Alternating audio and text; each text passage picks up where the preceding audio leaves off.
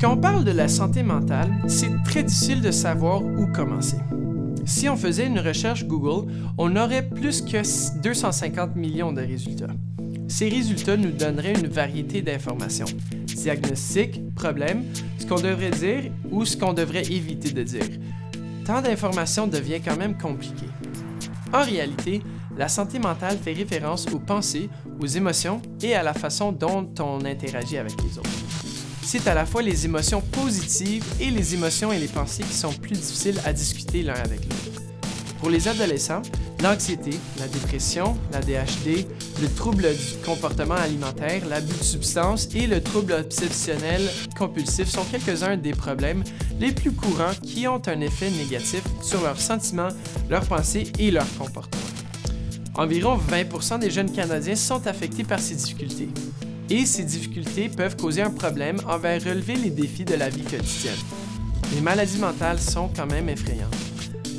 Trop souvent, on pense qu'être en bonne santé mentale consiste donc uniquement à ne pas avoir de maladie et que l'absence de ces troubles est synonyme au bonheur.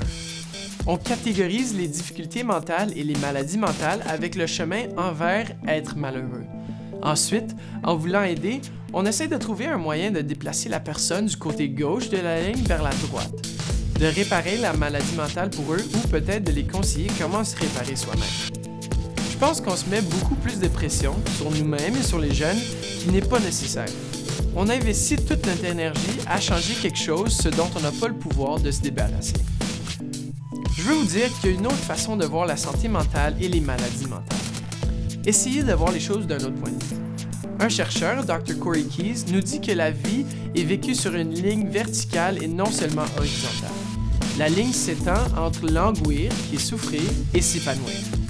Tout le monde a des expériences où on languit, où on s'épanouit, si on a une maladie mentale ou non. Il y a des jours où on souffre, n'importe où on se trouve sur la ligne horizontale. Des jours dont c'est difficile de se lever le matin, d'interagir avec les autres, de faire toutes les choses qui sont nécessaires à notre journée. Et puis, il y a des jours qui sont différents, où on expérience l'épanouissement, quand la vie se passe bien, on a un sentiment de bien-être, quand on se sent capable de bien socialiser et quand les choses au travail vont bien aussi. Les adolescents qui vivent avec des difficultés mentales sont de la même façon. Je connais quelqu'un avec des problèmes d'anxiété, mais qui s'épanouit, et je connais aussi quelqu'un qui n'a pas de maladie mentale, mais qui languit.